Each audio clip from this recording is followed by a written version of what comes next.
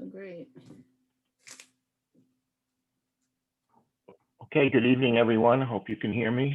I'd like to welcome everyone to the virtual planning board meeting of June 28th. It's a hot one, so hopefully we'll be brief tonight. Just do a call to order. Ms. Creighton, Here. Ms. Delicio, Here. Ms. Foley, Here. Mr. Gilbert, Hello. Mr. Olney. Okay, Mr. Olney is not here. And Mr. Russell. Here. Okay, thank you all. Looks like we have a quorum tonight. I'll like to remind all board members, guests to be asked to be recognized by the chair if they wish to speak. This meeting is being recorded. So our first item on the agenda is receipt of correspondence. Ms. Quasi, any correspondence? No, nothing that doesn't relate to an agenda item. Okay. At this time, I would allow any input from the public that wants to speak on any item that's not on the agenda with a limited time, 2 minutes.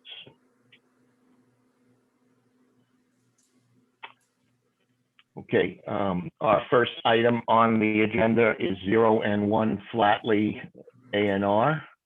It's the Shohair property transfer of, I believe, 126 feet. Is there someone from the applicant here that would like to speak on this?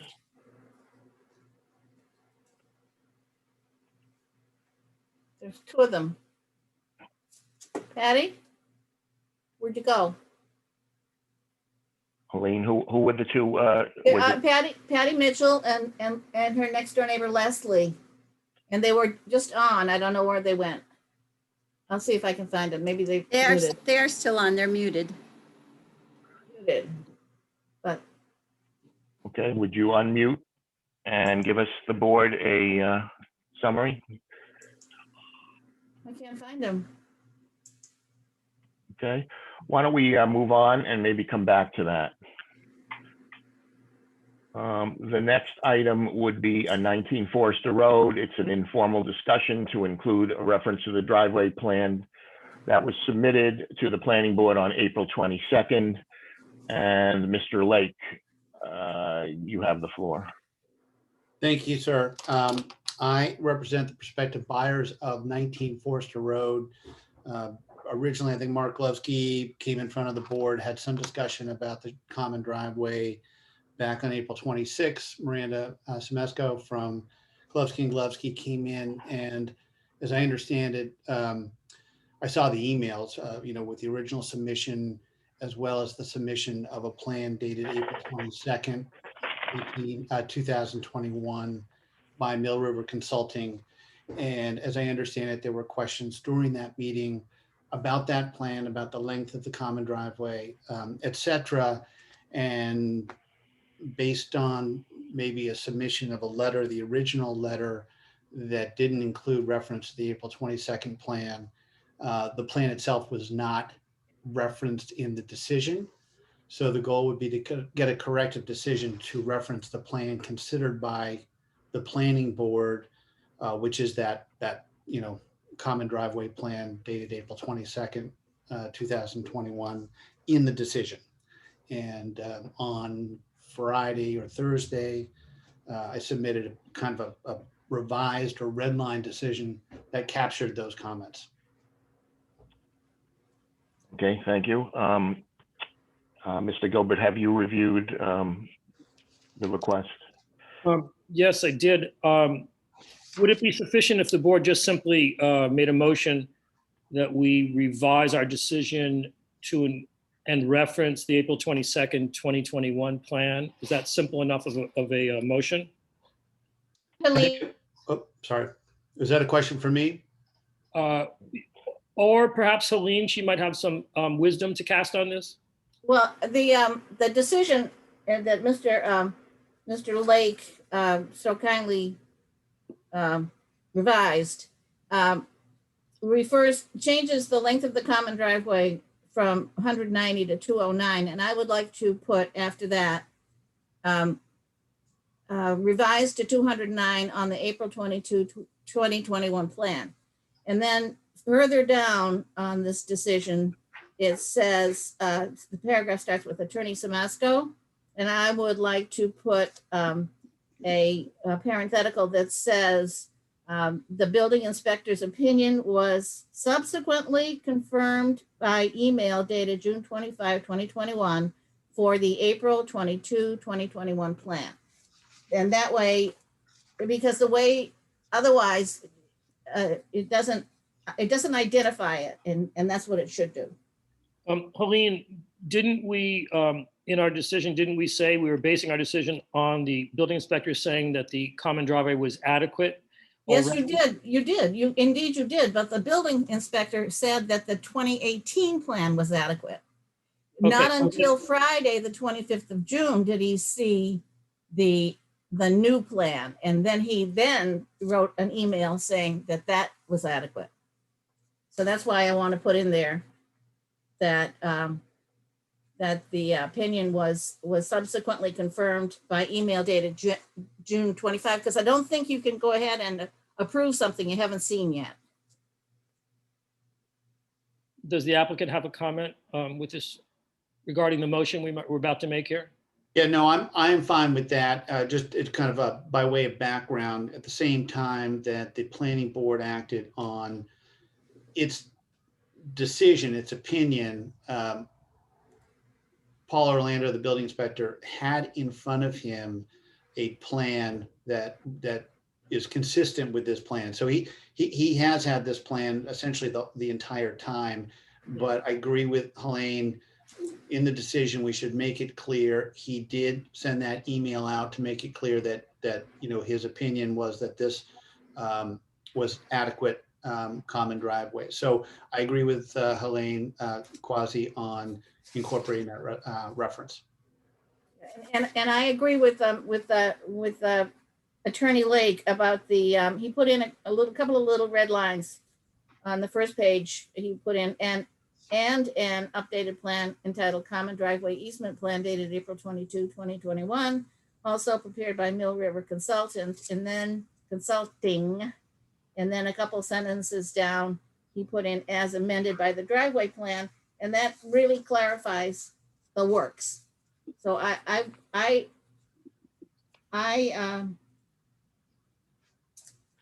since I wrote the decision, I have to say that I think the corrections are excellent.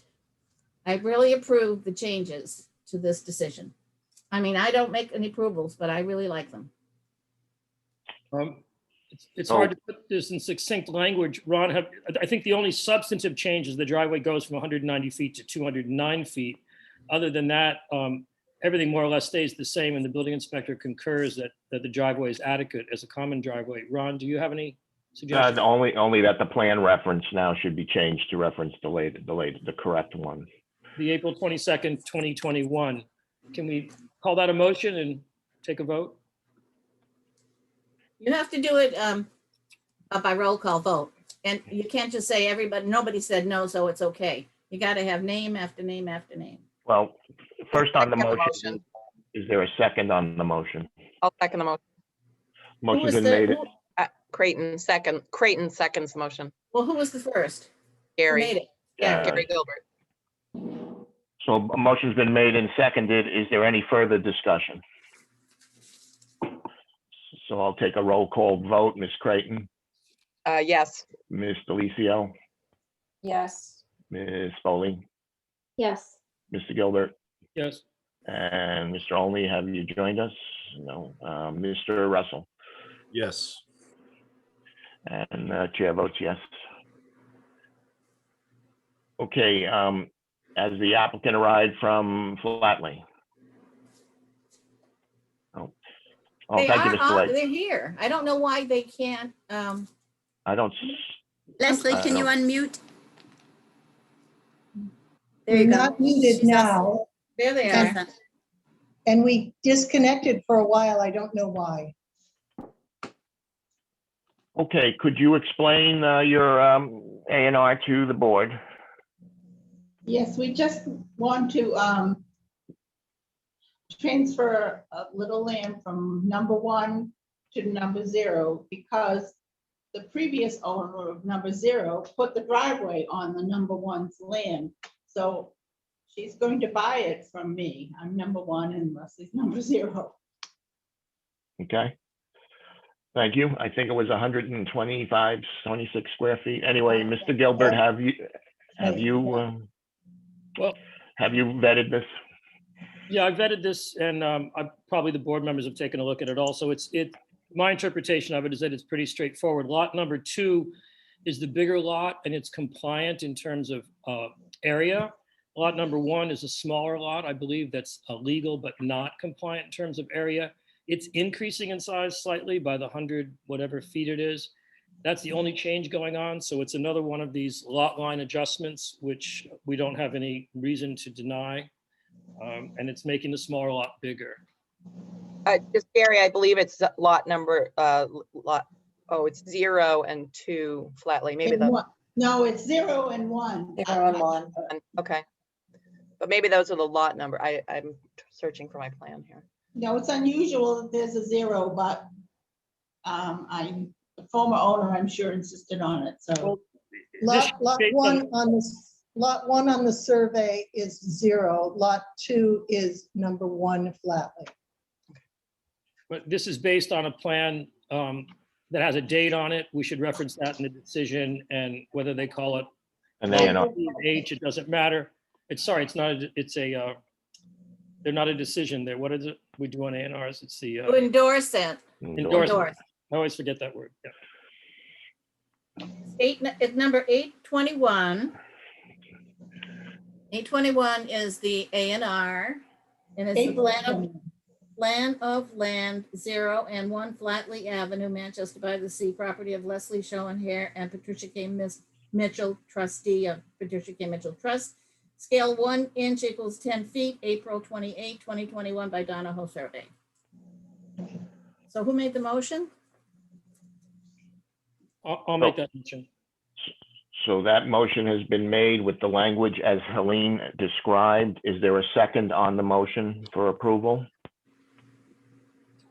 There it is. Sarah, Go ahead. Sarah has approved. Is there any discussion? So Ron, this is Christine. I noticed that it wasn't signed. That was my only comment. The The surveyor, I don't know if that was an overlook, but it wasn't signed. Has the plan been signed? I'll ask the applicant. Down the bottom, it says it's down on the left-hand corner. It says Adam Paul Donahoe stamped 4/28/21. I certify that this plan conforms to the rules and regulations of the registers of deeds. Signed Adele Walker, whoever that is. If it has his stamp, that makes it legally affirmed. That's fine. I'm just looking at a copy that is not stamped. Maybe there's a few in the folder. Well, if Helene has a copy with the That's stamp, perfect. Mhm, that that's would work. It's a good point, but if Helene's got one with a stamp, we're fine. Absolutely. I just wanted to make sure we had it. We should get it. Yeah. Okay, any further discussion? I'll take a roll call vote. Ms. Creighton, yes. Ms. Delicio, Yes. Ms. Foley,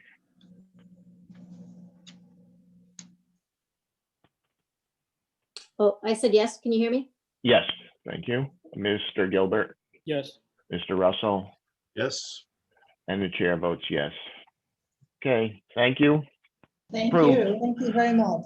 All right, thank you for coming. Yep.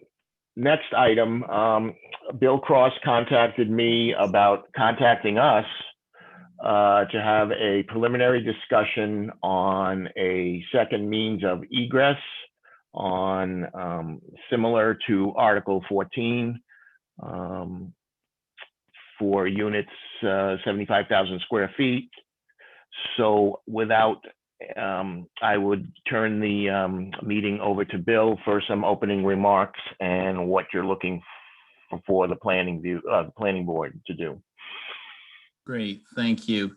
So The town council, just before town meeting, informed Alan Wilson that the article as written, which proposed a change to the general bylaws to request for purposes of safety that the town have second access roads for large developments, that was something that was best handled through a zoning bylaw change rather than a change to the general bylaws. And while you are the experts on the zoning bylaws, I see her point. And so what I would like at this preliminary stage to suggest is that you consider an article to be put before the town meeting in the fall. And I can read it to you if you'd like, and I can also, of course, email it to you.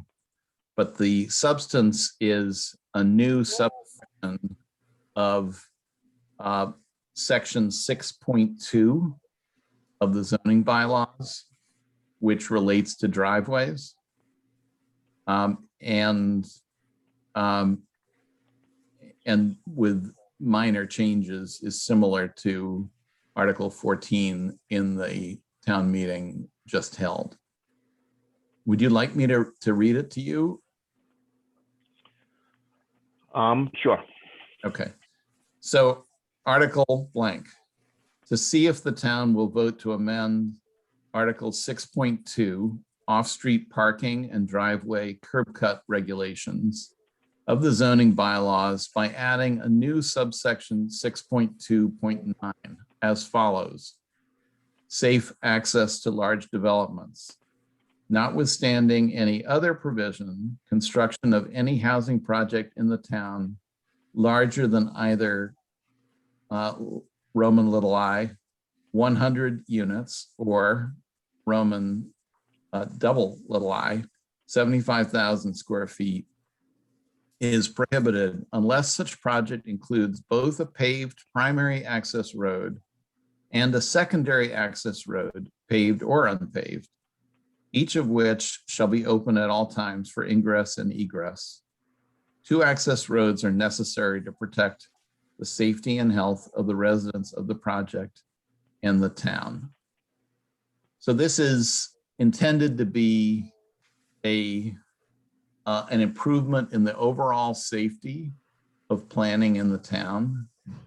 It is not specific to any project, but it is specific to a class of projects, which is unusually large residential real estate developments that pose potential risks based on their size.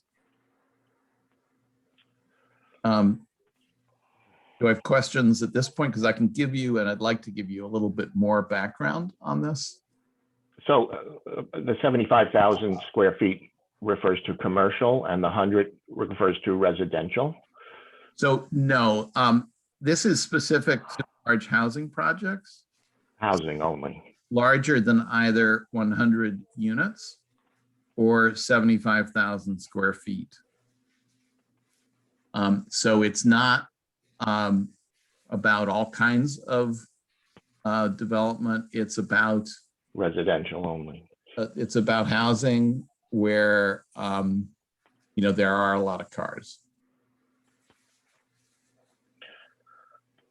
Okay. Any comments from the board? I'll go around the board. Ms. Creighton. And if it's helpful, I'm happy to give you a little bit of color as to the. Okay. Now, if you're not done, yes, I will accept color.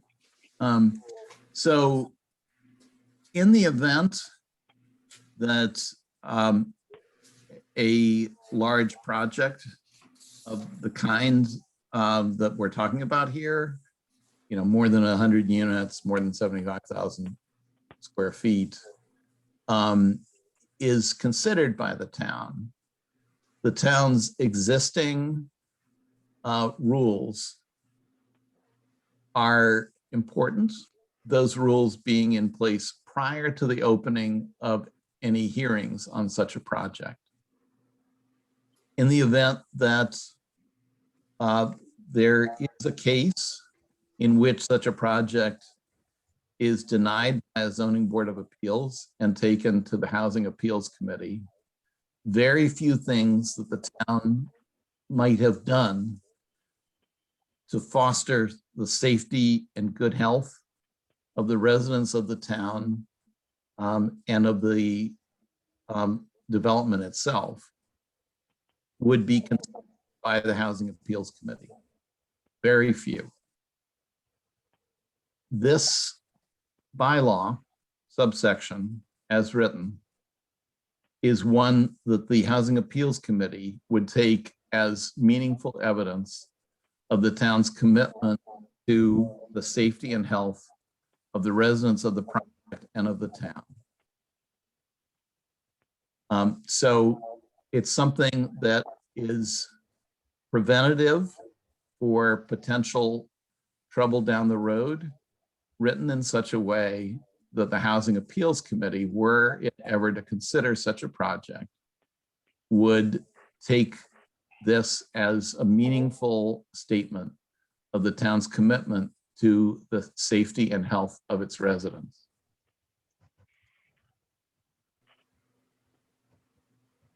Okay, thank you. I'll just ask the board for comments. I'll start with Ms. Creighton. I'm sorry, I'm having internet connectivity problems. And so I'm just moving to try to remedy them. It's a function of my being middle-aged and technically incompetent. So I think this is a little bit related to a discussion later in the meeting about what it takes to amend zoning in terms of steps that we would need to do. So we could add this to our list of things to consider.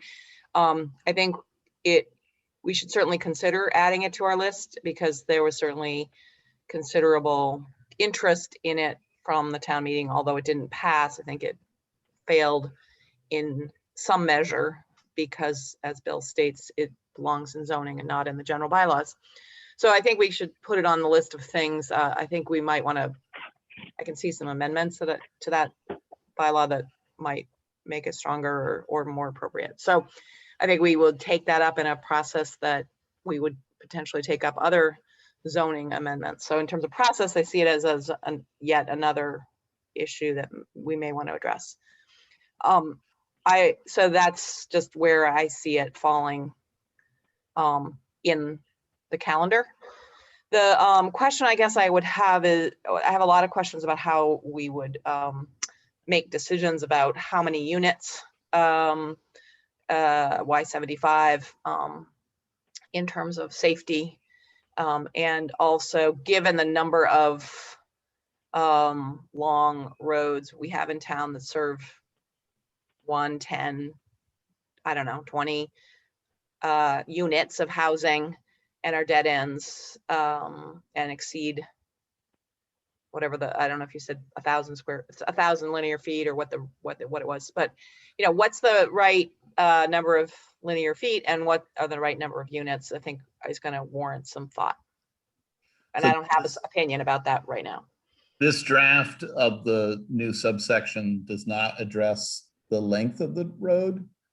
It simply addresses the need for secondary access roads for these larger developments. Excuse me, I've got a point of order. Yes. If you're going to go around the room, I think Mr. Cross should refrain from responding to each individual board Yeah. member as they make their. Yes, yeah, Bill, we'll go around the room and we'll get Okay. back. Okay, thank you. So I'm sorry, Gary. Ms. Delicio, any comments? Yeah, thanks, Ron. I was just thinking what buildings, why necessarily residential, why not commercial also? So I was thinking that the MAC is probably the largest property, and I was trying to pull up how many square foot that was and see if that would apply. Obviously, the high school has 2 exits. means of egress. So I was trying to figure out why, if we would just apply this to residential, maybe it should be applied to commercial also. But the comments before were appropriate also. Okay, thank you. Ms. Foley. Yeah, I agree with what's been said. I think it should be on the list and through the process to be properly vetted. If we could get a copy of that to start reviewing that, that would be great, Bill. And I think anything we can do for safety and health merits a close look. So thank you for bringing this forward. Mr. Gilbert. I don't mean to be a stick in the mud, but I'm not convinced it should be on the list. Just because it's a idea doesn't mean it's a sound and solid idea that we should be spending our time on. I'd like to know, and perhaps Sue Brown could chime in, I'd like to learn of any precedent for similar laws in other towns. That would be a very important thing to know about. Do other towns have laws, anything close to similar to this law being proposed?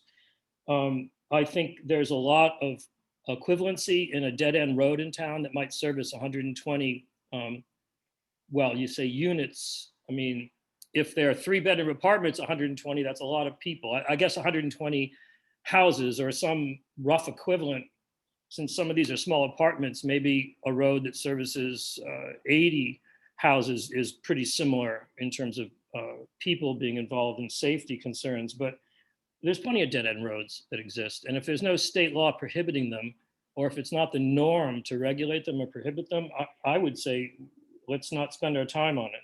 So also there's the issue of where do you get 100 units from? What about 98 units? What about 83 units? Or 75,000 square feet, where does that come from? So I think some research and some convincing needs to occur before I would support this becoming part of our deliberations, which have already been quite cumbersome and taken up a lot of time. I would just end saying there's a part of this that's reactionary land use regulation. And I think part of the reason our bylaws are rather convoluted and jumbled and some of them slapped together is some of them were reactions to something that went on in town, and they were done in a rather, I'll say, clumsy manner. With unclearly written laws, et cetera. I'm sure this would end up being clearly written and vetted, but it sort of irks me a little bit to have reactionary land use legislation because of a single project. So I'll keep my mind open, but those were my comments. Okay, thank you. And Mr. Gilbert, Mr. Russell. Thanks, Ron. Yeah, so I won't offer an opinion about whether or how this should be considered in the future, but I will talk about its merits, and that is that it's simply unnecessary. There is no relationship to safety for large projects that have 1 versus 2 roads. So there are literally countless, and I mean countless, examples of really large developments, whether they be residential or commercial, locally, regionally, nationally, internationally. It is not a safety issue for planning and land use. Certainly the road design size requirements for capacity and flow and avoiding conflicts, that's all perfectly relevant. But simply stating that a second egress road is necessary for safety just isn't true. And when it comes to land use and building regulations in the state code, public safety is focused on getting people out of buildings safely because of a hazard at the building, not on the site. So once you're out, you're out. And yes, you're outside, but you are safe. You're not burning alive, and you will live. Other issues like how do these people get assistance or how are they evacuated? Those are issues for public safety. And indeed, our public safety personnel are well equipped to deal with obstructions such as downed trees, which do happen. And as Gary mentioned, in many cases, even in our neighborhood, a downed tree has stranded people for some time because of one access road. But guess what? People are on the scene, they deal with it, it gets handled. We have an emergency management plan. So we have evacuation routes already established. And this is the realm of public safety. If this were to go through as written, it's very disturbing, because anytime you put a very simple formula on something, you have unintended consequences, and it seems pretty random to make that determination of when people will die and when they won't.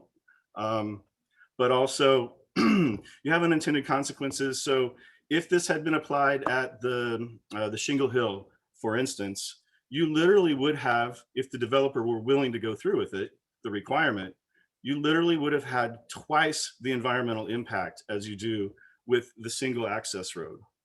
So I think in my opinion, as a professional planner, it shouldn't be considered as having value for what its stated purpose is.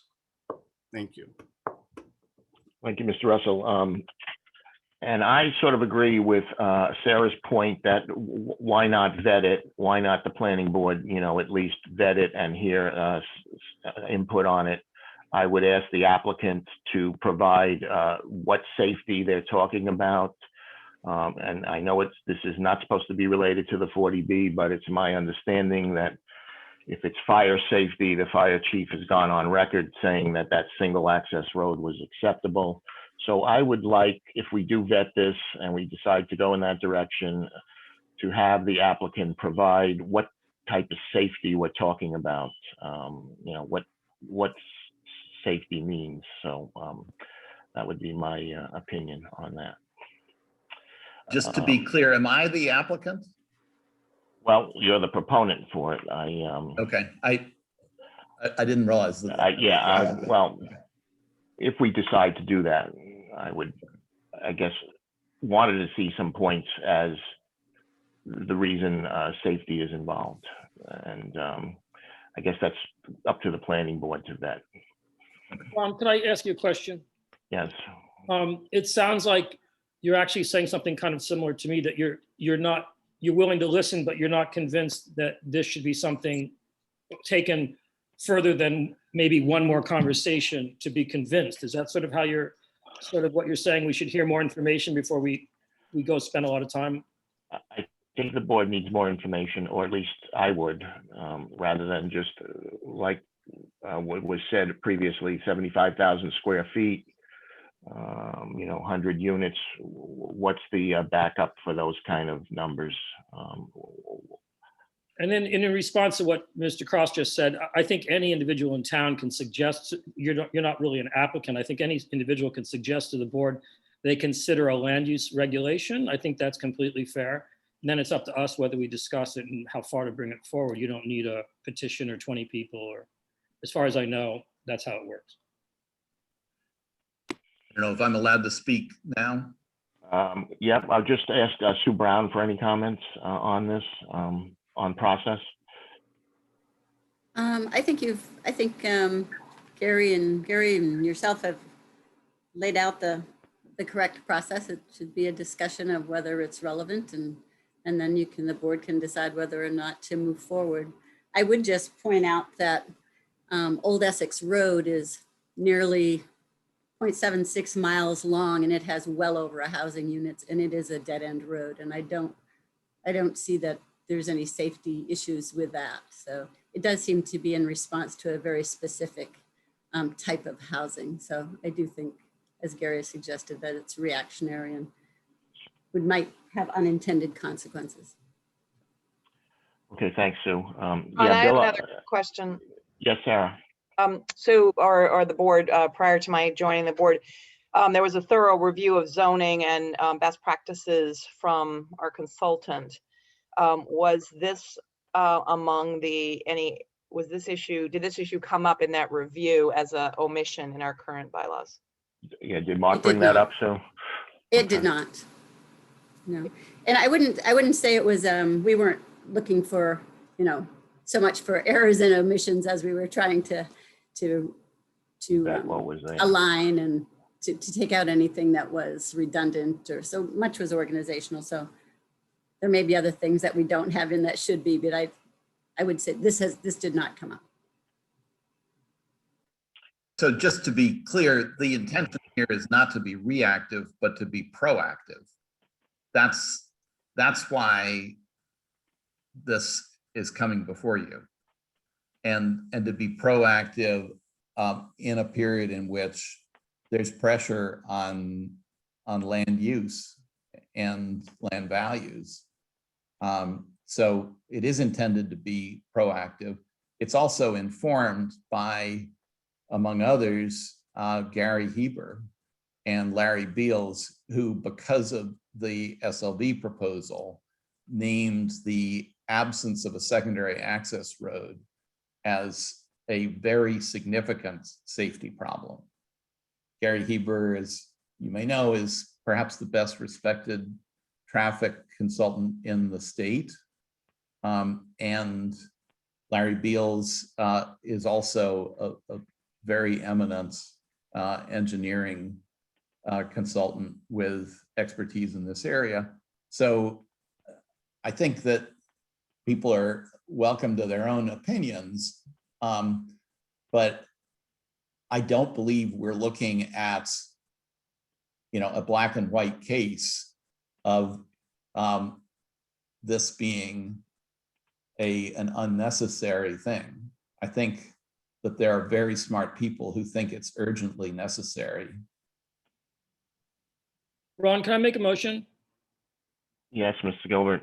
that we continue to discuss this issue at a future point in time, if and when we receive more information that addresses the issues we've sort of outlined today, and not spend more time on it tonight? Okay, so a motion's been made to end discussion and take it up at a later date. Is there a second on the motion? Excuse me, Becky has her hand up, which might affect Um, something here. Well, I'll second the I'm motion. I'll second the motion so we Okay. can discuss it. Okay, a motion's been made and seconded. Becky, did you have a comment? I'm sorry, I missed that. No, I was just wondering if you were going to be taking any public questions or comments on this. I could. Is there any member from the public that would like to speak on this briefly? Me? Okay, I was just curious where Mr. Cross came up with his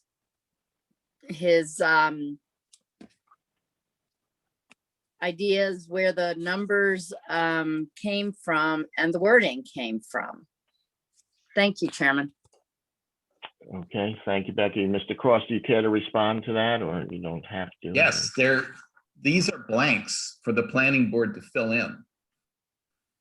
What do you mean? You mean the number of units and the number of square foot is up to the planning board?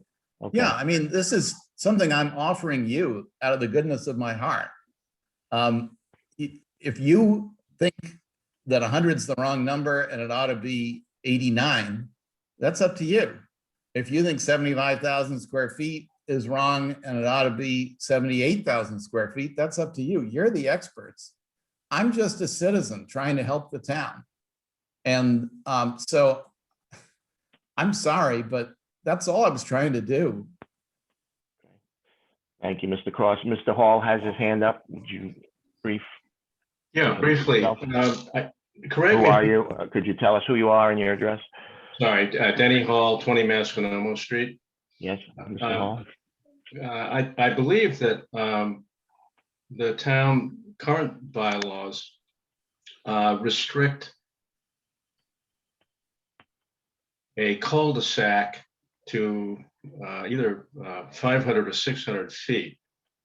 And I think that another concern is the length of a single access driveway. And I think that's really the safety issues that were raised by Stantec, Mr. Herbert, and by Larry Beals. It's the length of the driveway, the single access driveway that ends in a cul-de-sac. Now, obviously you can't do anything about Old Essex Road, but I think it pertains to any kind of new development. And those numbers, I think from the traffic experts, they found that the length of the access road was really the issue. Thank you. Okay, great. The language we have talks about units and square footage, not length, but thank you for your comments. Any other comments Okay, we have a motion and it's been seconded to cut off discussion on this and move it to a later date. It's been made and seconded. Is there any discussion on that motion? I'll take a roll call vote. Ms. Creighton, Yes. Ms. Delicio, Yes. Ms. Foley, Yes. Mr. Gilbert, Yes. and Mr. Russell. Yes. And chair votes yes. Thank you, Mr. Cross. Appreciate it. We have your information. Try to take it up at a later date. Okay, I have no idea what information you want from me or how to support you. No need to supply any information. Okay, so just sit. All set. We'll vet it ourselves. Okay. Thank you. And are you looking for input from the public, or is that just for, that's cut off now? Ron, this is Christine. Could you reread the motion though? I thought the motion was looking for information from the applicant. Well, I backed off that. I think the motion was to vet this at a later date. I didn't ask, the motion did not state anything about information. I think we'll review as to safety and the numbers, and we'll need to vet this ourselves. Okay. You want me to do the language? As we've been doing the other bylaws. Right. You want me to send you the language or? Yes, please do. Okay. Okay, thank you, Mr. Cross. Okay, thank you. Could you Next send the item. language? I'm sorry, Ron, could the, Oh, did Mr. I Cross make? please send the language? I'm sorry, did I finish the voting? You did, but he offered to send the language. It would be very helpful if I had the language. Okay, Mr. Cross, sorry to bother you again. Could you send the language you're proposing to Ms. Quasi? Of course. Thank you. Thanks. Okay. Super. Update on the LCD overlay district study. Is there any update, Sue, on the proposal or the marketing analysis that was supposed to be performed by MAPC?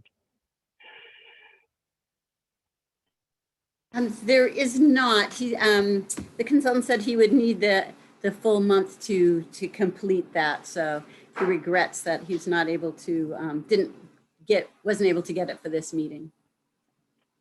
Okay. That was quick. All right. On the recodification. Ron, this is Mary. I had my hand raised on the. I'm sorry, Mary. You have a That's okay. question? Yeah, just since we don't have a signed contract back yet with the change of scope from the MAPC, I wanted to make sure that the revised contract made it clear that the MAPC was doing the 3 scenarios. The language that was put out in our SharePoint said that they're modeling 2 to 3 scenarios. So and then it says that they're including a diversity of housing. So I just wanted to make sure we got that 3rd scenario in there, which was strictly commercial development. And then hoping to see that we could get, once the contract is signed, and I'm assuming it's the town administrator that re-signs the contract, that we could also get from MAPC the timeline so we know when we're getting deliverables. Thank you. Yep. So Sue, do they have the 3 scenarios in their wheelhouse? Yes, we've agreed on the 3 scenarios. Okay. Oh, Any Ron, could I just mention again, because I had sent you a couple emails today asking for Symboli's actual numbers. It would be helpful if we could have that to compare to these 3 drafted scenarios that are supposed to be reduced amounts from his original proposal. So I just want to make sure we're hitting the mark that we're actually reducing the numbers and reducing scope from what was proposed. Sue, have we heard back from Symboli on the reduced numbers? The numbers that he originally proposed are in the minutes from that meeting. But he was, So, but we had a bunch of, go ahead. Subsequently, the board had some questions for him and he responded.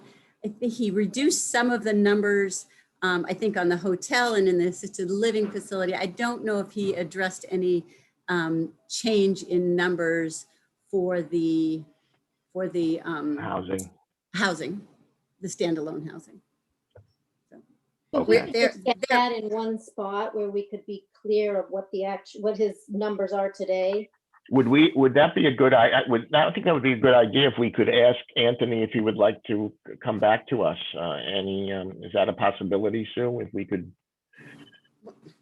have him come? I think that the process was taking what he had originally put out, modeling a slightly reduced version, which is what we had talked about, and then modeling a version even smaller than that. So I think this is an iterative process, and when he put it out there, he didn't mean it to be hard and fast. And I don't think his second proposal, responding to the board's comments or the public's comments, is intended to be hard or fast either. So I think there's an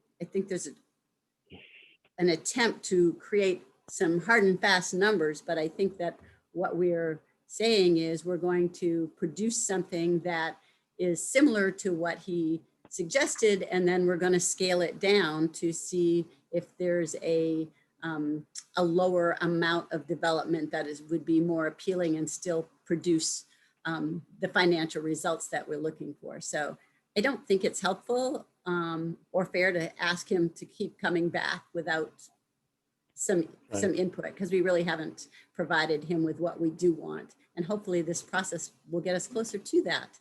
And then when we can decide what we want, then we can ask him if his development would, if that's something that he would be willing to develop.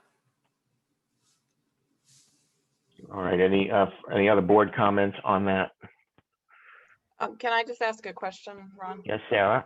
Since I'm new to I can use this card for a little while longer, and I apologize, my dog is barking. It's my understanding that MAPC is doing 3 scenarios that could in fact be completely independent of the proposal that we have from the owner of the MAC. And so I think they have benefit for us to envision 3 different scenarios, regardless of who currently owns the land and what they might want to do with it. Is that correct? And then I have a second piece of that question. So we have limited time and limited budget, and what we had moved forward with, we had laid out 3 scenarios, which they're close to having developed. So I don't think that I don't think we have the scope or the time to redevelop, to start from scratch and my point, start over. I guess I was not clear. The MAPC is just looking at 3 scenarios, period. Yes. And they vary in that we will. And then the second piece, to follow up on Sue, just to make sure I understand the process here, when we decide the kinds of things we want to advance for the limited commercial district, then we would advance zoning changes, and any property owners, current or future, would then make proposals potentially, if they chose, to projects that comply with or might seek variances from zoning. And so the Stromboli proposal is really an independent of this MAPC exercise. Is that correct? Yes, it is. And one of the scenarios is not based on his plan. It's not just 3 scaled down versions. And we started with, we agreed to start with his plan because we knew that it was, as a landowner, that he's interested in developing. So it seemed it had a reasonableness and some assurance that someone would respond to something like that. So it was a bit of, proofing that there was a desire for that. So that's why we started with that plan. But it's not based on his, it can vary in great detail from that, as many uses are allowed, and he'll only have, he's only proposed a few of those uses. I hope that answers your question. Thank you. Okay, just moving on. We wanted to discuss a bit, Sue, with the current status of the Mark Bubrowski contract. We have to finish up a few things. We have a couple of workshops a couple of public hearings, I'm sorry, and a town meeting. So how do we stand on Mark's contract and moving forward on this? So Mark contacted me at the beginning of June and said that he would like to move to an hourly rate. His original scope was supposed to be about a year. We're moving into 2.5. His original scope had 6 meetings, resulting in 3 drafts plus a final. We're well beyond 20 meetings, 8 draft, and we are yet to get to town meeting, and we still have at least a public hearing. He's not necessary for workshops, but as you can see, he's gone far beyond our scope. And I think principally due to the inability for the board to make decisions about what they wanted. So I don't think it was through a fault of his. So I propose that the town voted for $50,000 to complete this project. His contract was for $40,000. We have $10,000, which is more than enough to pay him an hourly rate to see us through. And I would just think that we would use our hours wisely when we need him and do the homework that we can on our own to get us to town meeting. I would advise that he would be at the hearings to answer very technical questions, and certainly at town meeting where he's had a lot of experience of shepherding these through. So. Okay, sounds like a plan. Any comments from the board?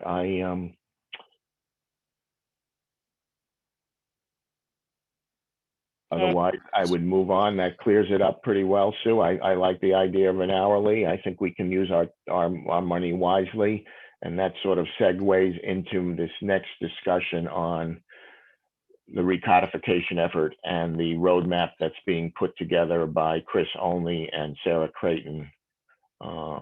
So I think if we use our expertise here with our board help and then couple Mark Sprinkle and Bubrowski when we need them, I think we can have an effective plan to go before town meeting in the fall. So with that in mind, I'd like to have either Sarah or Chris explain what they've done and where we're heading. Chris, do you want to go or do you want me to? I can share if I could share the screen, we can at least show the document that we worked on. Yeah, why don't you start off, Sarah? That'd be Okay. great. Ron, can I share my screen? Oh, I guess maybe I can. Oh, no. Ron, you just need to make her the co-host. So I think Ron sent this around to the board, but for people who are participating, hopefully this is helpful. So we met to just I have, recently joined the board, so I had a bunch of questions about the process, or not about the outcomes of the work with Mark. And Chris had written this very good description of I should actually say 5 types of proposed modifications, but this is a draft. Draft that we came up with. So I think you guys are all familiar with this. There's improved the zoning regulation draft that is floating around has 5 types of proposed changes. Ones that improve the formatting, ones that remove redundancies or conflicts with current regulations, administrative changes, and removing things that don't comply with state law. So those seem to be things that are easy for us to kind of get agreement on. And then there's this 5th piece, which is specific regulations to make them more consistent with the master plan, or to encourage a diversity of housing, or develop the town's tax base. And this was a list we came up with. It may not be the entire list, and we may want to add to it as we just had a discussion. So I think this was kind of our top of the head list, right, Chris? And then, so the question then is, what do we need to do to actually get this to pass? So it was our thought we needed to make any revisions to the finish the work, essentially, number one, revise any language. And then we thought it would make sense to vote an intent before we went to a public hearing. So it's very clear that the board has endorsed the change and has agreement, or at least a majority. So that was the idea of voting intent. It's not a requirement of the process, but then have a public hearing on the change, and then finalize the changes and vote it with a proposed article for a warrant. And maybe 4 and 5 are the same. I think we need to figure that out. And then there's town meeting. So we also thought about the fact that we don't know exactly, at least it doesn't seem that we yet know what a Manchester town meeting article would need to look like to pass, not even to pass, to be acceptable to the moderator. On one hand, you can see just the administrative changes. You could have a QR code that refers people to the 100-page document with the renumbering and all the administrative changes or something, or you could take them one by one, which could be quite tedious and take a long time, but perhaps they could be done like Article 4, where there would be a hold put on any particular change. But conceptually, the administrative changes at least seem like if we could do them in a big block, that would make everybody's life more easier. But as we know, Manchester's town meeting has a lot of discussion, and people are really engaged in these issues. So, and they like to know what's going on. So anyway, so we kind of came up with, it was our sense that prioritizing the administrative changes, which are these type 1 through 4, was the first order of business, but perhaps some of the type 5s are the first order of business. And then, so if we get to a November town meeting, if you work backwards, these numbers are the first meeting in July, the second meeting in July, the second meeting in September. That's what that code is. So we would deal with the administrative changes and vote them probably as a block in July, have a public hearing on them in the second meeting in September, and finalize a vote and an article to go to the warrant on the second meeting in October. We don't know exactly what the town meeting date is, so obviously there's time frames there, but approximately. So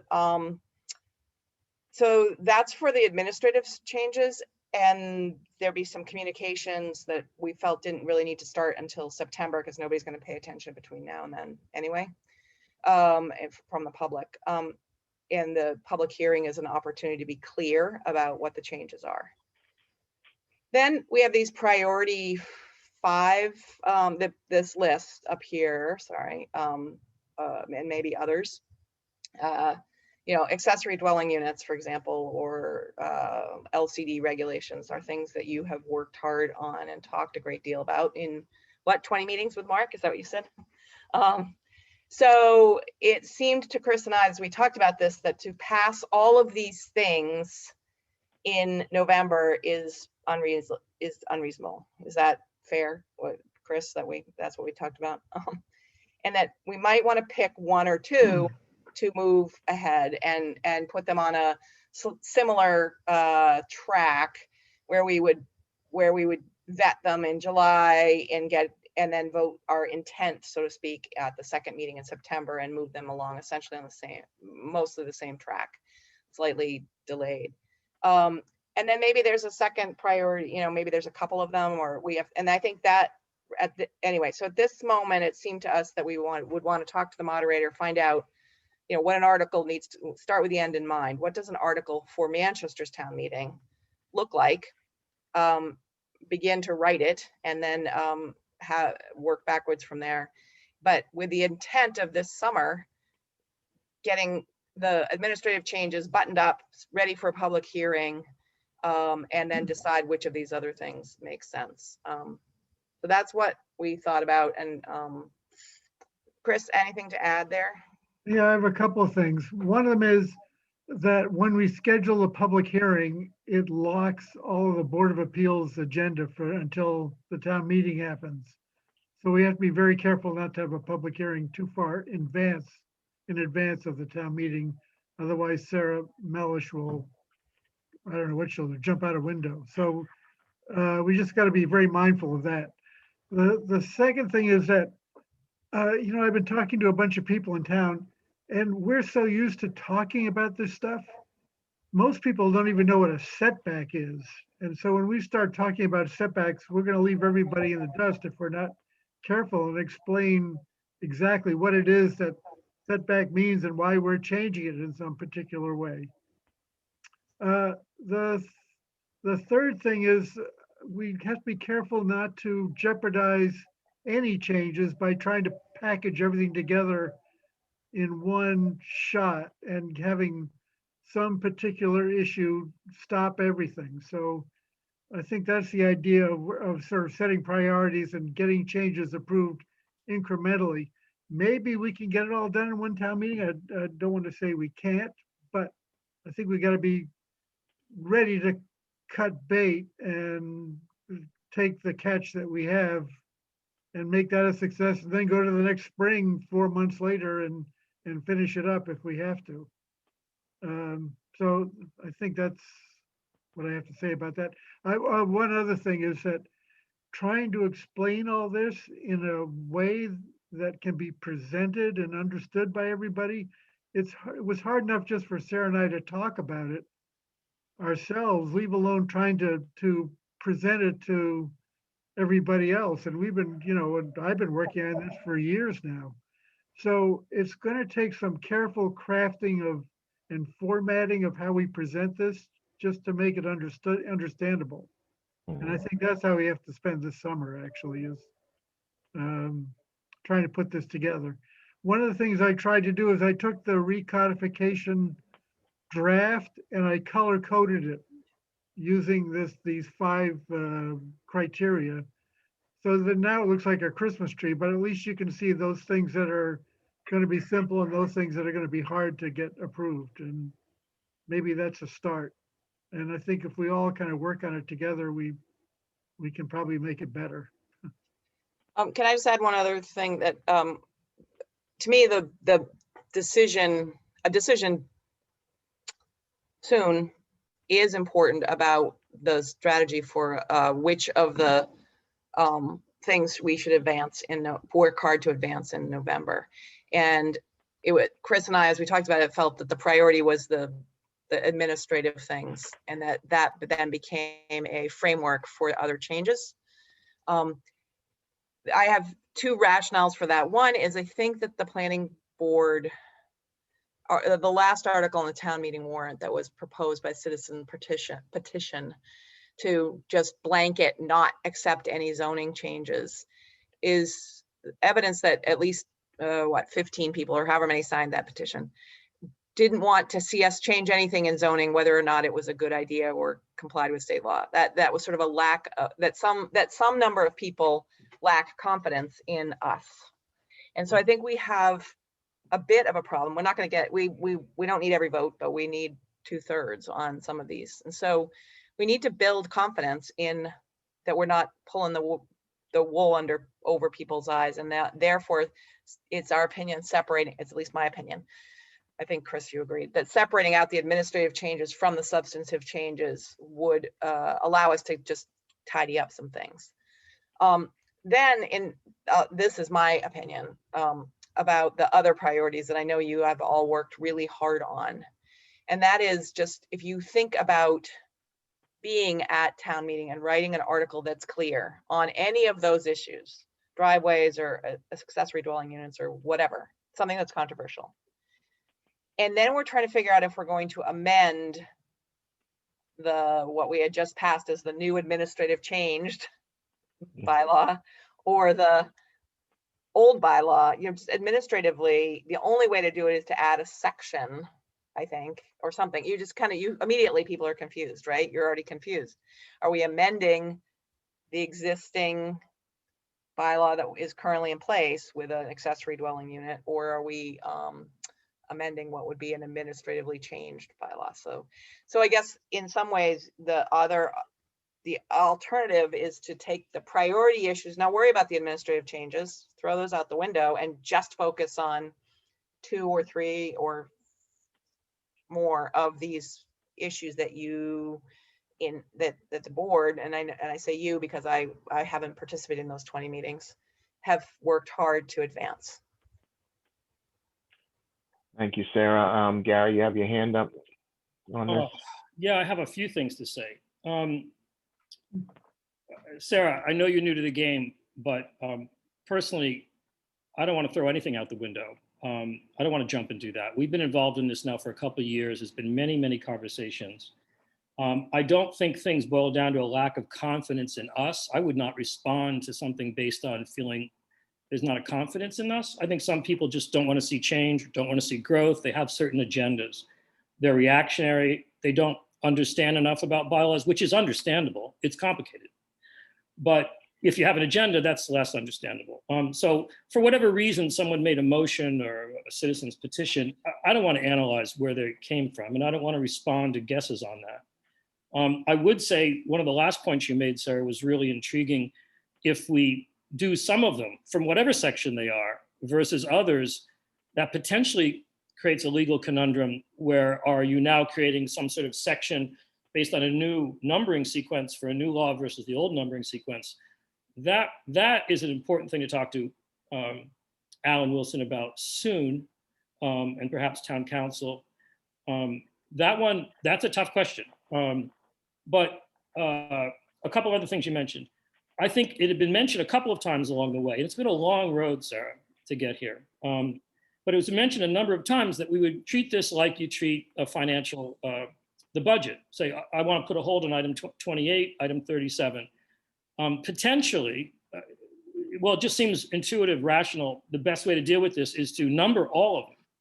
And if there's a bunch of, go through them, if there's a bunch of holds, okay, you deal with the holds after you go through with the things that are not being held. That always seemed to be in the works as the sort of rational way to deal with this, although it could run into the face of what you mentioned, which bylaw do you end up with in numbering it all. So yes, you need to speak to Alan, but I wouldn't, and then conceptually, well, your item 5, you showed your little list and you had item 5. I would definitely include the word improves the law. Some of the things we did don't have to do with goals of the master plan. They have to do with just making better law. Some of these laws are idiosyncratic laws or deal with whatever. And we're just trying to make them better, like a swimming pool thing. We're allowing people to build swimming pools. We're just trying to make it easier and not make everybody have to get special permits for every darn thing. So some of it's just improving. I would add that word if you could. And then the other thing is, I don't think you may be aware, maybe this is the last thing before I let other people talk about. We don't as a process run around making multiple votes. We shouldn't vote on intent and then vote at a hearing. What's been laid out before us is we already voted or did a consensus that we're moving all these 173 items, whatever they are, forward to a public forum. The public forum we always envisioned would probably be held in 2 sessions to get through everything. And I think we've had one, and we're going to have another public forum. And basically the intent of the forums is that the planning board stops talking so much and that the public makes their comments, we take notes, and then we move forward after that to perhaps revise some things or discuss amongst ourselves. And then eventually we have a public hearing, which almost for sure will take 2 sessions because there's so many things here. And that's where we vote. And we make a vote at the public hearing, what we want to bring to the town meeting. And I'm pretty sure we need to have exact language at that point, which is, if I'm correct, that's a tough one alone, because the language for any of these just has to be right. We're doing this partly because in the past there's too much language, not well written. So it's going to have to be vetted by town council, the things we want to bring to town meeting.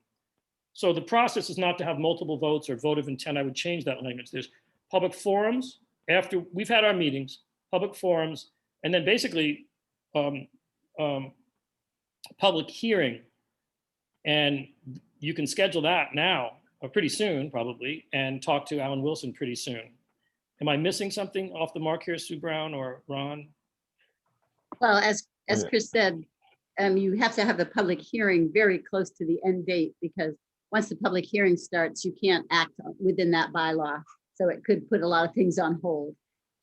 All the swimming pools couldn't get built. So we need to have the hearing very close to the date when we're going to vote on it. very close to town meeting. So can I just, in thinking and looking at the 100 pages, it's hard for me, and I have both the current bylaw and the proposed new bylaw. And it's hard for me, who's read bylaws a lot, to actually think about the magnitude of change, this, section this to section to, renumbered the sections in this way, the tedium of preparing that bylaw. And that may be what Alan wants to do. So the administrative items to me are just writing that article is going to be, or article, maybe break. So and you guys have thought about that. And then, Sarah, our best From having resource this is Mark Bubrowski, because he's literally done exactly this with many, many towns, over 100, exactly this. So he's our best resource for that. Ron? Mary, go ahead. I would Sue? I would suggest that that having Mr. Bubrowski at the meeting when you discuss it with Alan Wilson would be a very good use of funds, because he has done it before. He's would think of multiple ways that they could do it, and I just think they could advise each other. Mark could know what Alan's looking for, and he could certainly advise him on what's worked in other towns. So I'm not quite as hopeful as Gary that we could try to put it all on there. I think there were a few things that could drop off, but I do agree with the intent that that a lot of work has gone into it, and I don't think we should run scared yet. I think we should trust that reasonable people will see the work and consideration that have gone into it, and through a couple public forums, maybe we'll get further than we think. So that's mine, but I do think having Mr. Bubrowski at the meeting with the moderator is would be a good first choice step. Okay, thank you, Sue. Any other comments from the board on this roadmap? Yeah, Ron, I have Ron. some. Mary. Okay. Go ahead, Mary. Oh, okay. Thanks for doing this, Sarah and Chris. I guess I'm unclear on a little bit of the process, in the sense of getting to that document that's just showing 1 through 4. Chris, did you think that you have a good version of color coded, that we know what items fit in number 1, what in 2, 3, and 4? So I guess that's my starting point of what do we know makes up each of those 4 categories. And I know we've talked about a matrix, probably mostly for the bigger items, but it could also be beneficial for these smaller items. And number 5, I do have a list of 1, 2, 3, about 6 other items. If you want me to send them to you, Sarah and Chris, that should be included, things like stormwater management, topographical changes, things like that, the development scheduling, to add to the list. And again, items we still haven't vetted as a board, so those obviously wouldn't get in on the fall town meeting. But yeah, Chris, so if do you have an answer to kind of the status of your document? Ron, can I try to answer that? Yes, Mr. Olney. So the short answer to your question, Mary, is no, I don't have a good version. I have a version. It's going to take a while to get it vetted, I guess, and properly organized. Every time I look at it, I say, oh, is that because the state made it illegal to do that? Or is that because it's a better administrative procedure, or both? And what color do I make it?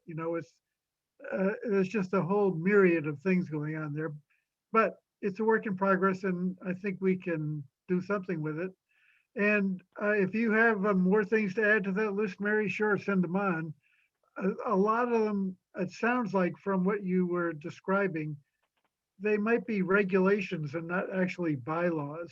And there are a bunch of things that are actually in the recodification that are being turned into bylaws, from bylaws to regulations, just because it's not appropriate to make them bylaws, you know, the fee schedules and procedures, they should be regulations so they can be changed from time to time without having to go to town meeting. But sure, Mary, send it on. Let's take a look at it. Great, thanks. And so have you been able to print out, there's a with track changes on, you should be able to print out a report that lists all the track changes and what was changed and why.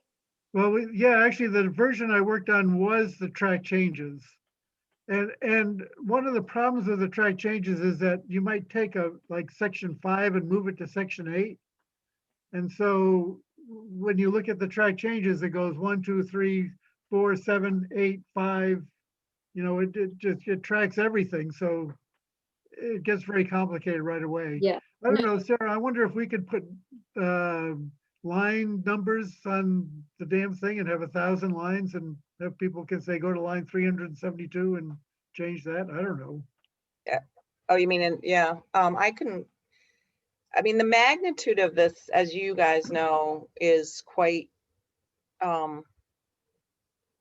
significant. Here's the colored document, just to give you a sense of every one of these colors is a change, the yellow being administrative. And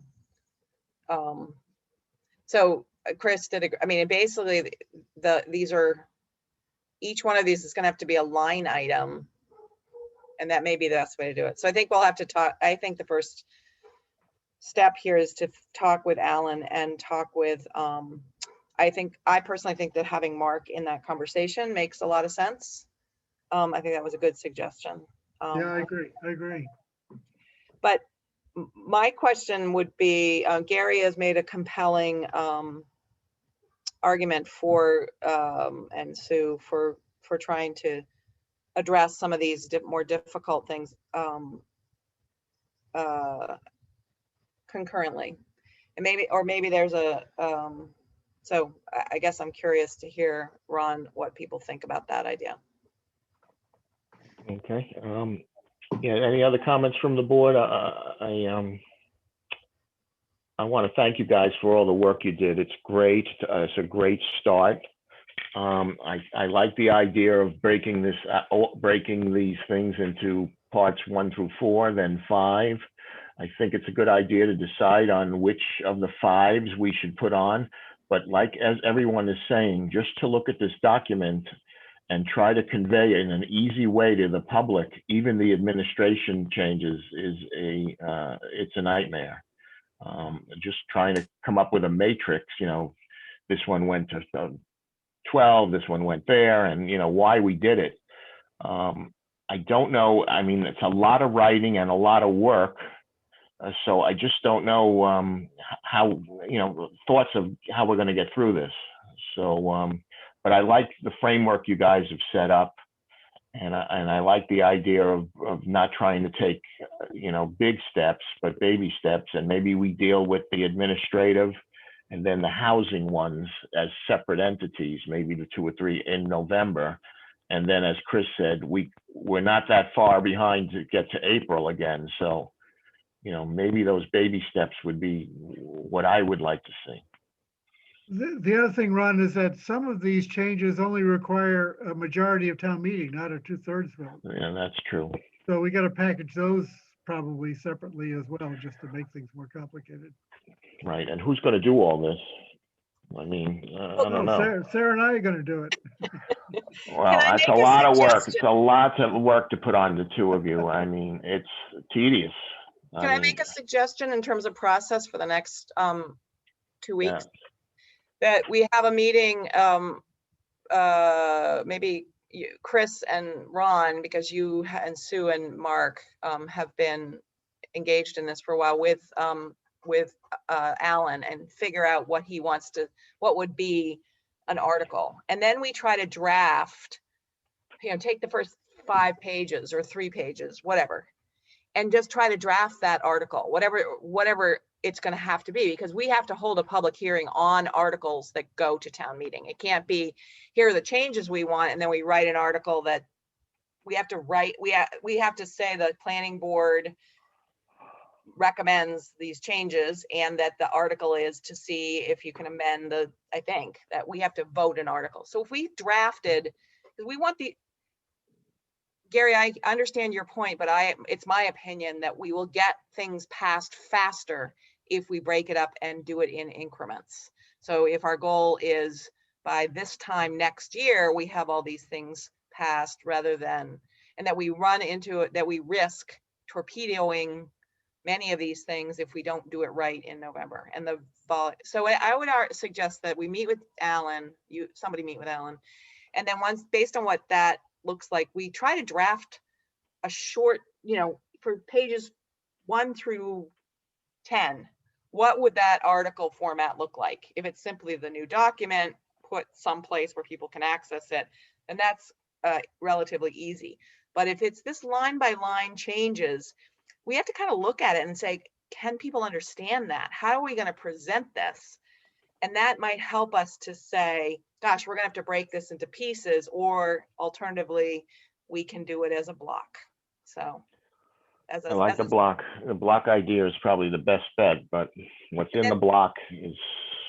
And then the second piece of my suggestion was we take that list and add Mary's lists or anybody else's, that list of number 5 items. And everybody prioritize them between now and the next meeting. What are your highest priorities to get done? And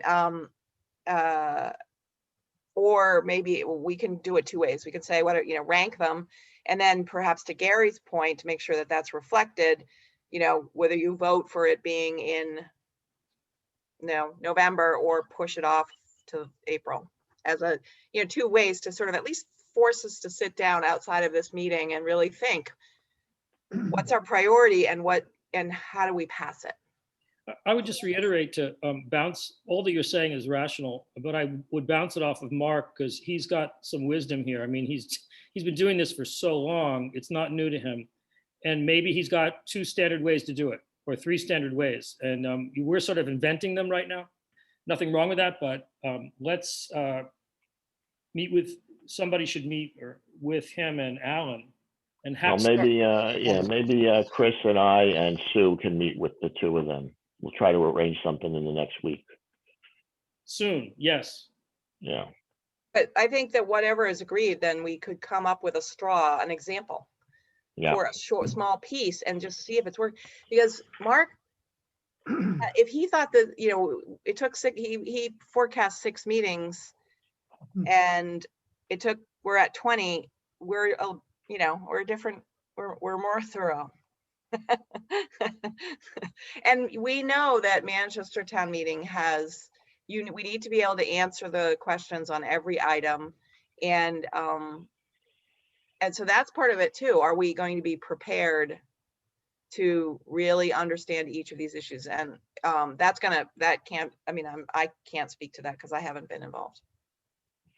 You don't have to answer every single question. People will move the question if Alan senses a predominance, especially the 50% vote items. Maybe I'll just move the question after you make the motion, Gary. How's that? Yeah. He won't let you move the question under certain circumstances. Yeah.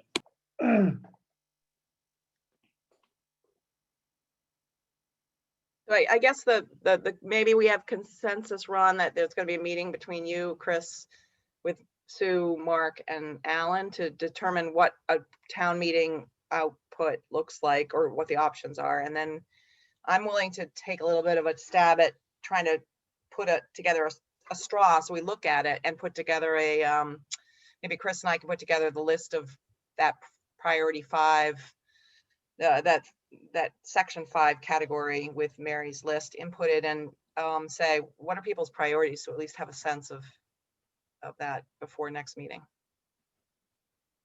Oh, you're muted, Ron. Can you get that on for next meeting? That would be great. I think you just said that, so. We'll send it, we'll put it in the SharePoint, and then we'll have people opine on priorities. Any objection to the 4 of us meeting with Mark and Alan? Otherwise, I'll arrange It's gonna be something. 3 of you. It's gonna be you, Chris, Ron, and Sue, because I think numbers. And, okay, I would say And Mark. Sue, Chris, myself, Mark, and Alan. So that will be the 5 of us. Ron, this is Christine. I have a few Christina. comments. Go ahead. So we did have a public forum and we haven't met as a group to discuss those comments. And one of the things that we had talked about, I believe at the end of that meeting, was coming up with some scenarios with the changes and what those would look like to explain, you know, worst case scenario, best case scenario to the public. And the other idea was to have monthly articles in the paper to explain some of these big ticket controversial items. So we've had one, I believe it was the curb cut, but we haven't followed up on those. So I think we need to get back on schedule with some of those articles. And with the, maybe think about the top 5 this week and make sure we get going on those articles in the newspaper and the Cricket. Yeah, good. That's good, Christina. Absolutely. So I guess the scenarios I would like to talk about, and then I guess we need to talk about the public comment from the last forum. I mean, that's a good indicator of what the public is thinking at this point, correct? Yeah, I can barely remember the input. Well, I think we're just gonna have to go back to the minutes and maybe rewatch. I don't know. Yeah.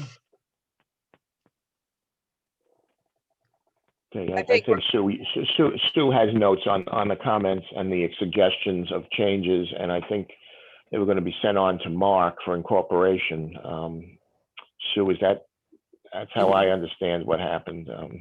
No, I wasn't going to send them on to him for changes because we haven't discussed them. I have a matrix of all the suggestions that have come in, both at the the 2 public forums that we had, and also via emails that people sent in that didn't respond at the forum, but sent suggestions or questions in alternatively. And whenever the board is ready to put that on the agenda, I'm happy to share those, or I can put them in SharePoint and you can put them on the agenda.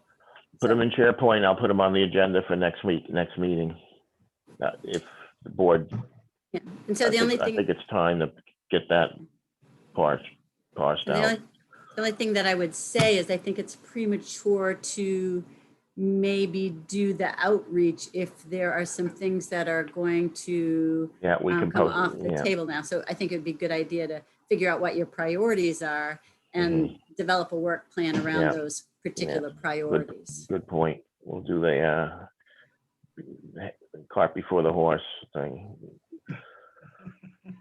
Ron, one other thing, just to Christine's point about the articles and the, I think we need to know exactly what we're going to put on town meeting and then develop a communications plan around that.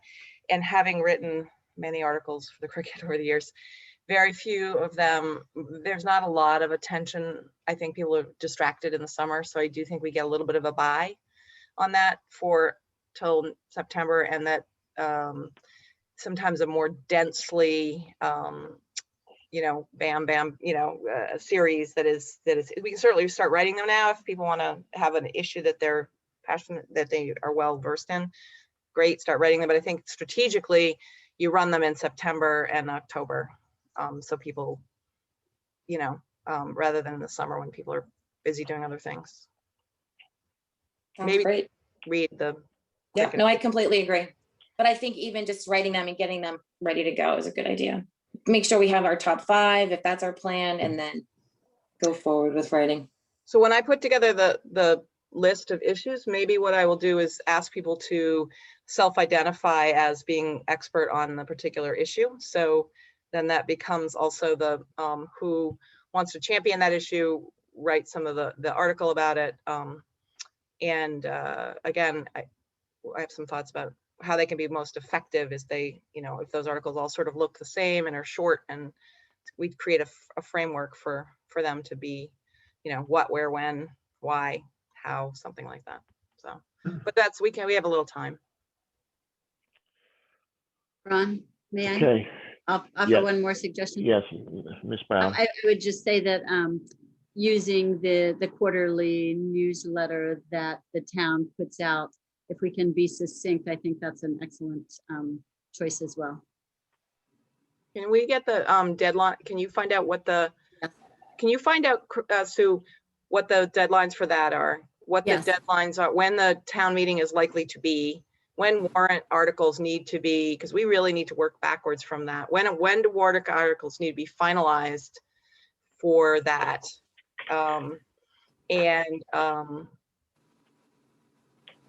Any other dates we need to know about? Yes. Okay, great. Just to sum up, so board members, provide your priority 5 items to Chris and Sarah this week, and I guess early next. You guys will compile them, put them on SharePoint. Then the board will kind of rank, you would rank them. I don't know how we'll get that. Maybe we would give that ranking to Sue. Sue, can you compile the rankings if we send them to you? Yeah, I can create something that to rank them and then send Okay, them back out. and then in the meantime, Chris and I will get together and discuss with Mark and Alan to find a meeting time. I assume he'll be on the hourly rate at that point, but we'll try to make it brief and try to get some input and maybe a sample, Sarah, for of what it might look like. So that would be our assignment. Anything else on I'm this? going to tell Mr. Bubrowski that stories are in his time. If he wants to tell us a story, he's paying for it. Yeah, well, that's a good point. That's a good Ron, point. can I just ask a question of clarity with ranking and the items that are laid out? Are we referencing draft 8 for whatever it says in draft 8 for a specific bylaw? Because again, things had been discussed to potentially change, but nothing was changed. So are we still strictly referencing draft 8? I don't under, what I was just thinking of line items that kind of what Sarah put down, those line items, and just adding them. I don't know if they've been vetted or not. Which ones are you thinking of, Mary? So is the ask that we just prioritize the potential for the bylaw, that where our interest lies, or for what the current state of the bylaw is, I guess is what I'm asking. I don't think I'm asking that very clearly. Let's see. What you would like to see the appear on the warrant in the fall? Which article, which priority items would you want the town people to vote on? You know, just list them, like if it's accessory dwelling units or stormwater or curb cuts. You know, which are your top 5 that you'd like to see us do right away? So we could actually send out a little questionnaire or something and have people just all use the same. Yeah. Well, if you're willing to do that, that could be tedious. Yeah. My only question is with the intent that whatever we come up with, if we have 3 or none or whatever it is, we're still going to vet those before it goes to town. Yeah. meeting. Of course. It's a way to simply move our discussion along and see if, I mean, so we have Gary, just to give you a sense, we have Gary Gilbert saying we should advance all of them, which I think has a lot of merit and is based in being on the board for a long time. And it's, you know, it might be my opinion that we should only do the administrative pieces, for example. Those might be 2 ends of the continuum. There might be something in between that makes more sense. So we'll hopefully get to that. So I think we're going to do it on a topic area. I'll send out a little survey. Chris and I'll work up something and we'll try it. But Mary, we need your list before we can do that. So send it Yeah, along. I'll send that to you tonight. Thanks. Great. Okay. Okay, I'd like to move on. The next item was this preliminary discussion of an administrative change regarding electronic delivery. And I'll have Helene or Sue speak on this. I think Helene, you're up on this, getting things electronically now instead of a paper copy. Well, I think Sue has more knowledge. I can only say that at the moment, the, You're right. at the moment, we have, advice from town council that you have to have paper along with the electronic. I think I understood that right, but that's my input right there. Is that right, Sue? Yes, so just a kind of, just a little context. So because we are now trying to do online permitting, we found that it runs just a little bit afoul of the our regulations that say you shall present, hard copies at a special at a meeting, et cetera, et cetera. So what we want to do is to clarify and allow it to be submitted electronically rather than requiring that it be submitted as a paper copy. So you don't have to, we're not saying you can't submit a hard copy, but we're saying you can, and we prefer for our online permitting purposes, that you would do it electronically. However, as the law is written, state law is written, it says that that hard copies shall be accepted. So we have to accept them. We don't have to, we can't prohibit them, but we need to change our regulation to accept them. And we do that with a hearing, discussion of what that language, how we change that language in our regulations. And then we just have a hearing. It doesn't take a town meeting vote. This is a change of regulations, subdivision regulations that we're changing. And then we go, and then it's just approved by the AG, and then we're good. So who would Helene champ? says we need to record it at the land bank or land court or wherever. Yeah, it has to go. Whoops. It has to go. The revised subdivision rules and regulations have to go to the Essex County Registry of Deeds and the whatever it is in Boston, Land Court in Boston. And they have to be certified. And then once they are returned with the big stamp on the front page, then the board can use them. So who would champion the hearing? Not on. Yeah. Is that, Yeah, it's really just it's really a very minor administrative procedural thing. It shouldn't even take a champion. So it should just be, we should have town council write how it should be changed would be my recommendation, and then just hold a hearing on it. I mean, it's very straightforward why we're changing it. Helene, do you agree with that? Just have town Absolutely, absolutely. And it's not, it's not a complicated matter. It's just to change, add a sentence or change a tiny little bit of language. Problem is that you have to send the whole thing back, because at one point the board wanted to change the turning radius in a driveway from 5 foot to 15, or from 15 to 5.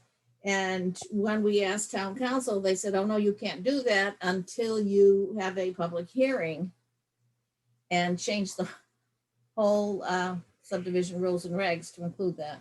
So what do we need from the board? Do you need us to just say, go ahead and contact town council to write something, or will they just do it? Or do you need the board endorsement for that?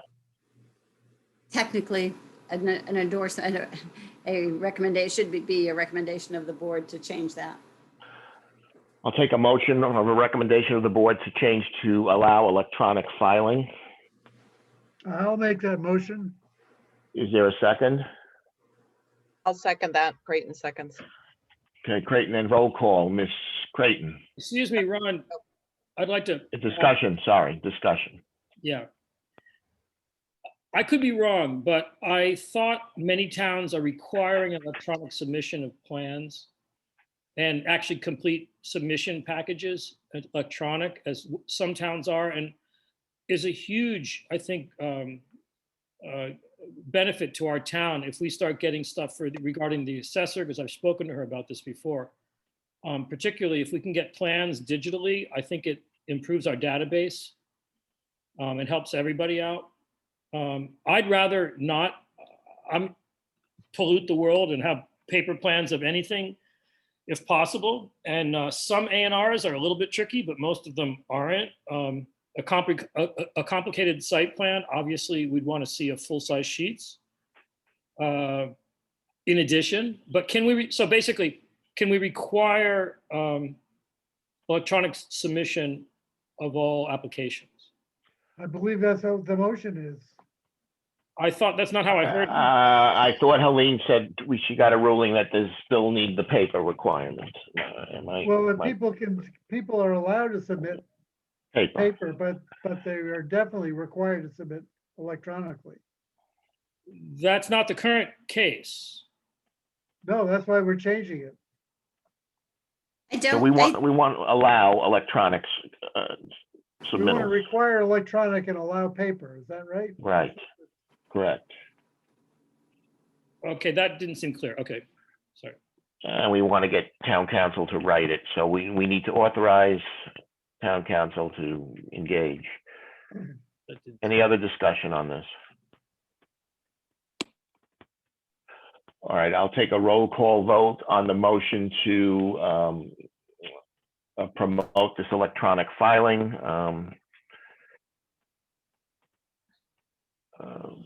So it was, I think we made a motion and it was seconded. Right. Is that correct? Okay. So roll call vote, Ms. Creighton, Yes.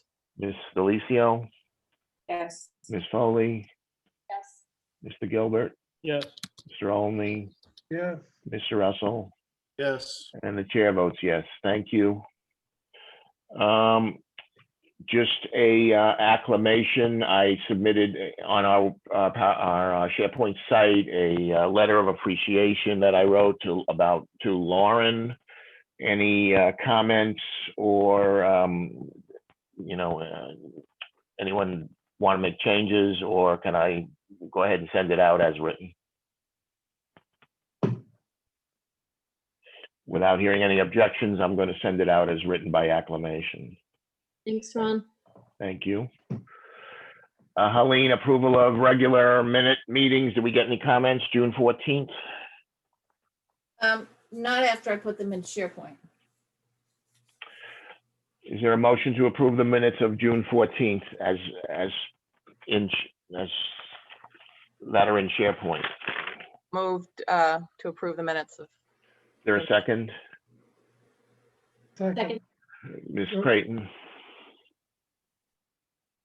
Vote, Ms. Creighton, on the motion to approve the minutes? Yes. Ms. Delicio? Yes. Ms. Foley? Yes. Mr. Gilbert? Yes. Mr. Olney? Yes. And Mr. Russell, and chair votes, Mr. Russell, sorry. I will abstain. I wasn't present at that meeting. Thank you. Sorry, you're right. And the chair votes yes. Motion approved. Any subcommittee or liaison updates? So I have one from the Affordable Housing Trust.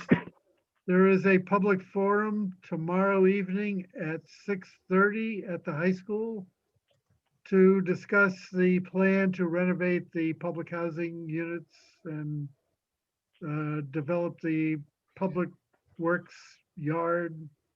You can also Zoom in if you can't attend, but we'd like to see everybody there and ask lots of questions, and we'll try to give you answers. Okay, thank you, Chris. Anyone else? Okay, on other matters, late today, I received an official resignation letter from Mr. Russell, effective tomorrow. As I stated in the last meeting, Gary, a certified planner, giving a lot of time and effort to chairing the master plan committee, and as well as his experience in all aspects of planning. He's been a valued member of this board, and I will miss him. Thanks, Ron. And thanks to everyone else who has been supportive and spoke so kindly. I appreciate it very much. So thanks.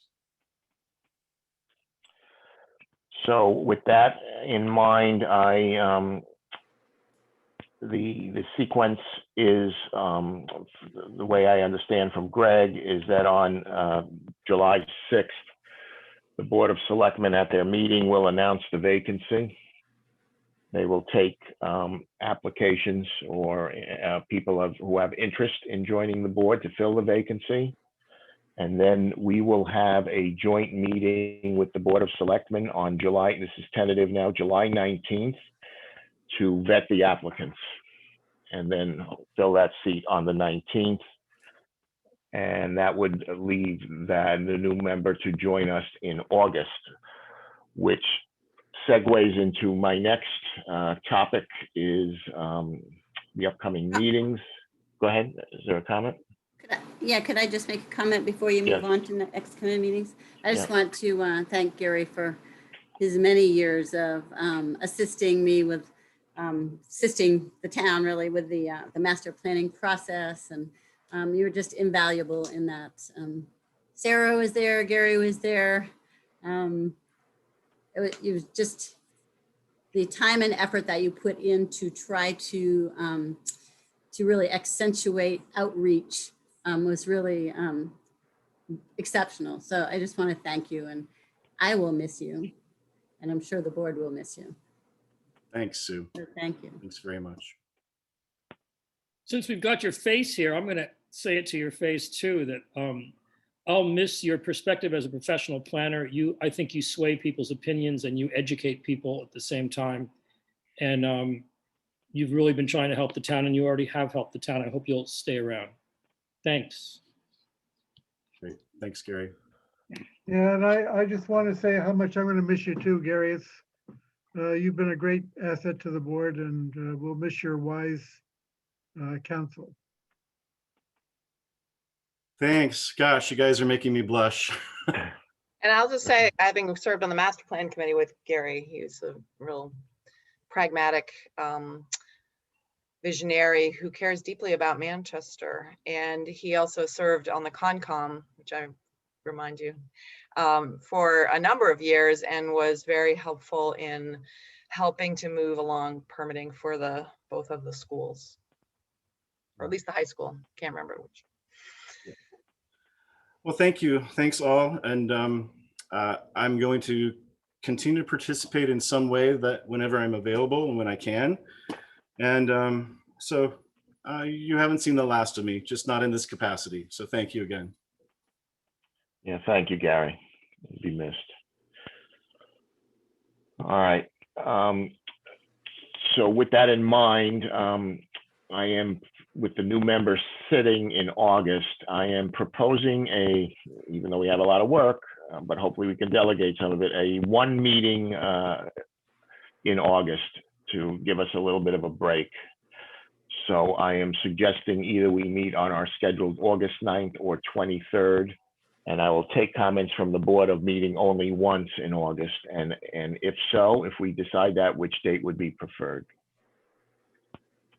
Any comments on meeting once or continuing with our schedule?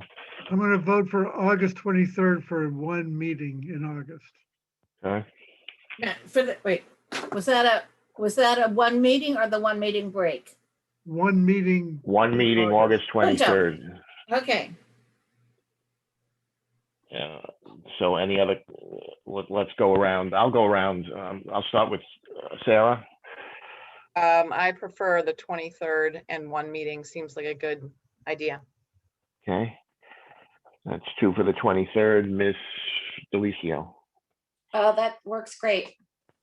Okay. 3 for the 23rd. Miss Foley. I would vote a yes on that. That's 4 for the 23rd. Mr. Gilbert.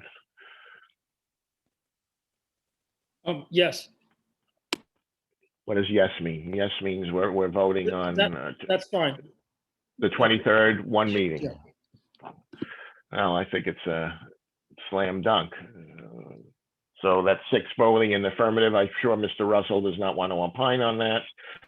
So we'll meet, Helene, we'll schedule the 12th, we have the 12th to 26th of July, and then the 23rd.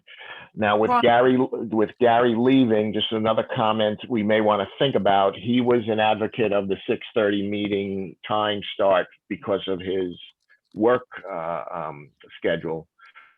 I would just throw that out there. If there's any thoughts when we resit with the new member in August of changing the meeting times earlier, I'll just throw that out there. We can think about it and talk about it next time. But if you would prefer meeting earlier or maybe later, I would entertain comments on that. Any other Ron, matters? have we heard anything about meeting in person? I know Concom met in person last week. Yeah, so the last I heard, and Sue, correct me if I'm wrong, the equipment is not in place for a multi-Zoom. And I don't think that was going to happen until late August. Okay. Sue, correct me if I'm wrong on that.